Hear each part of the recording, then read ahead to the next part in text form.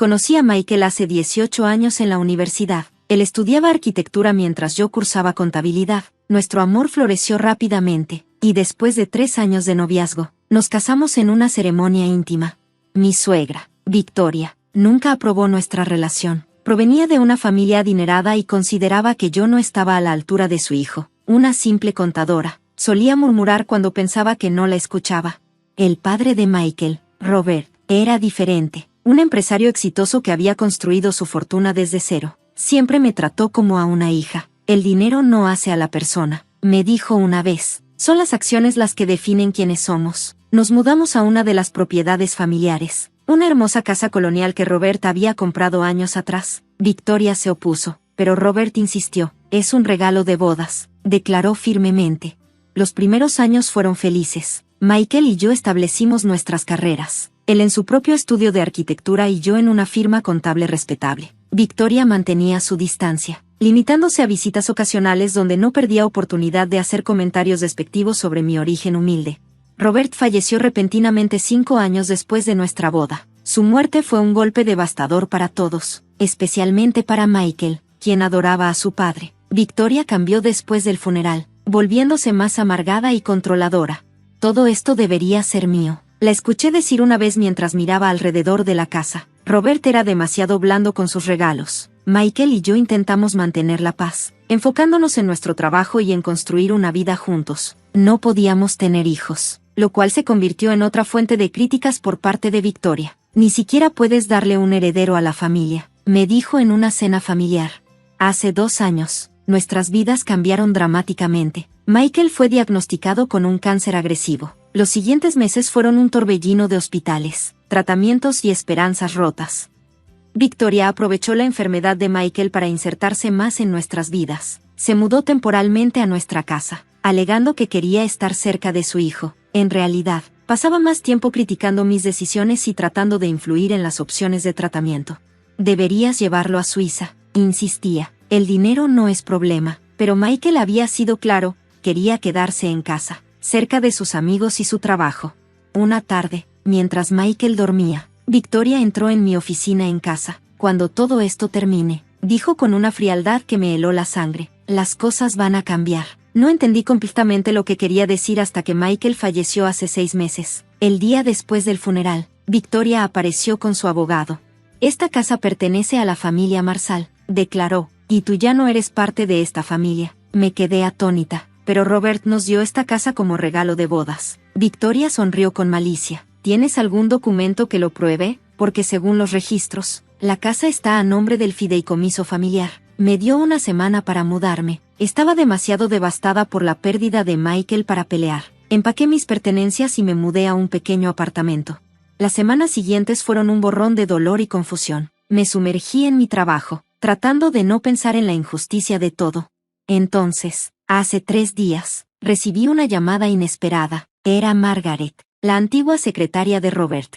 Sara, necesito verte urgentemente, dijo. Encontré algo mientras limpiaba mis archivos antiguos. Algo sobre la casa, y mucho más. Su voz temblaba. Robert me hizo prometer que si algo le pasaba a Michael, te entregaría unos documentos. Nunca pensé que tendría que hacerlo tan pronto. Me encontré con Margaret en una cafetería tranquila. Sacó un sobre grueso de su bolso.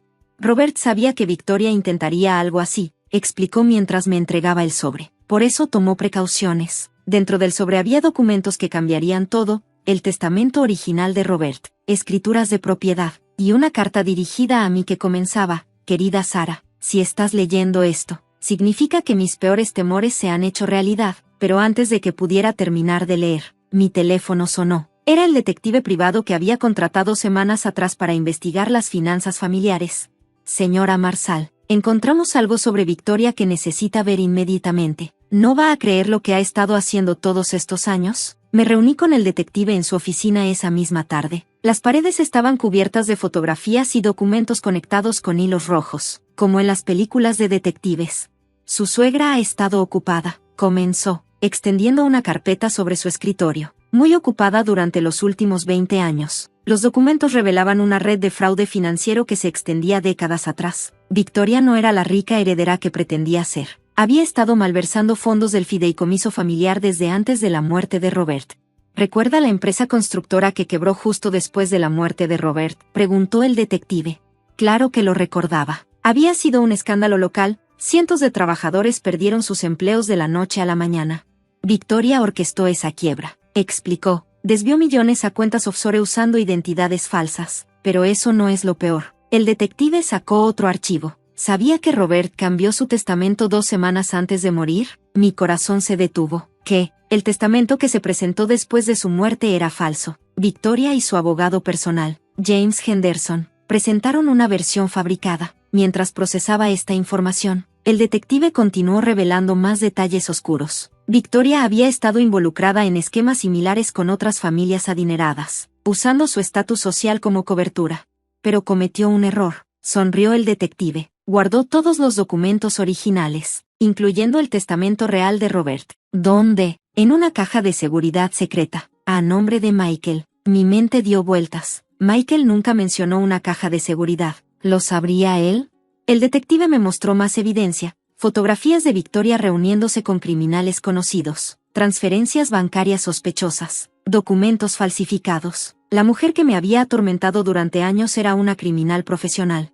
Hay algo más, dijo el detective, dudando. Encontramos correos electrónicos entre Victoria y el médico que diagnosticó a Michael. Mi sangre se heló. ¿Qué quiere decir? El doctor Stephens no era un oncólogo real. Era un impostor contratado por Victoria. Los síntomas de Michael fueron inducidos. El mundo pareció detenerse. Las implicaciones eran demasiado horribles para procesarlas. Está diciendo que ella... No pude terminar la frase.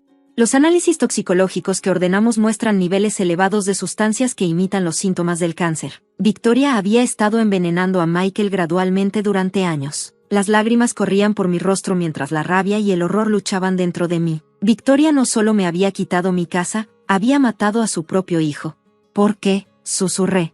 El testamento real de Robert dejaba todo a Michael, con una condición: si Michael moría sin herederos, la fortuna completa pasaría a su esposa, no a Victoria. En ese momento, recordé la carta de Robert que aún no había terminado de leer. La saqué con manos temblorosas. Querida Sara, si estás leyendo esto, significa que mis peores temores se han hecho realidad. Conocía la verdadera naturaleza de Victoria mucho antes de morir.